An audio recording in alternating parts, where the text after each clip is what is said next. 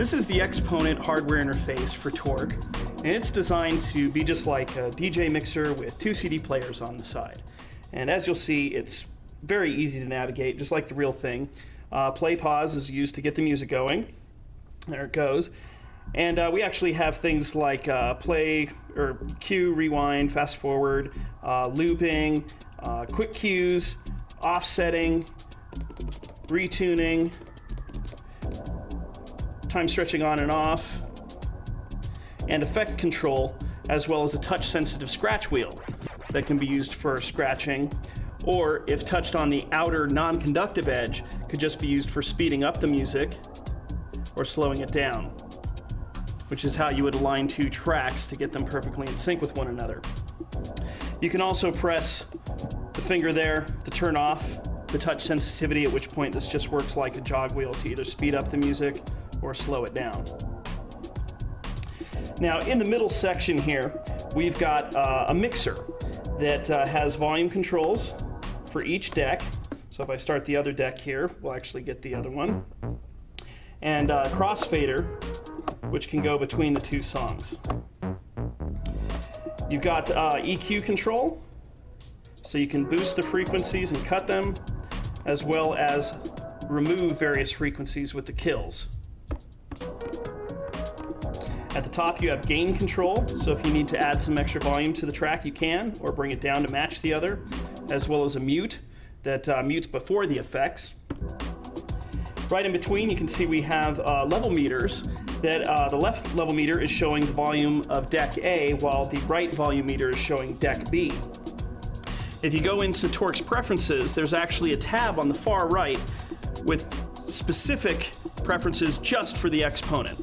As we can see, there's one here at the bottom that says channel.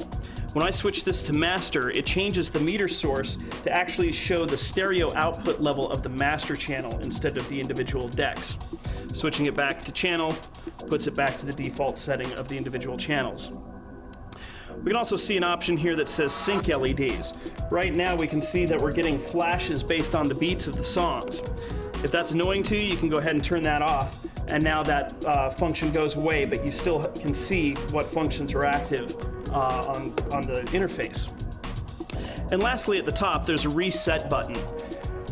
Torq comes set up with a MIDI map for the Exponent, so all you have to do is take this thing in, plug it into Torq, launch the application, and you're ready to go. But Torq will allow you to change any of the MIDI assignments any way you like, simply by right-clicking on a control and twisting a knob or pushing a button. If you happen to create a map that you've kind of lost track of or is too confusing, simply click Reset here on screen, and that will reload the default factory MIDI map for the Exponent. Now on top of all this, we've put a small little XY pad here at the top, which doubles both as mouse control, so you can see I'm navigating with the mouse on screen, and can do left and right click.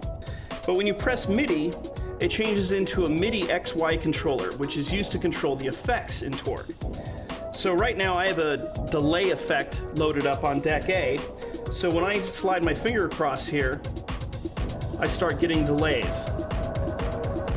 I can adjust the send and the feedback amount. So this turns up the send, while this direction makes it feedback. These buttons will then choose which effect to use. It will move the highlight around through the screen to show which effect slot is going to be under control. Finally, up here at the top, we've got volume controls, which adjust the master volume level and the booth volume level, which is sent either to the master main speakers for your audience or the booth speakers for the DJ. And then you've got your headphone jack on the front, where you plug in your headphones, and then the volume and cue source are controlled with these knobs, and then you can choose the source for the headphones with these buttons here on the top.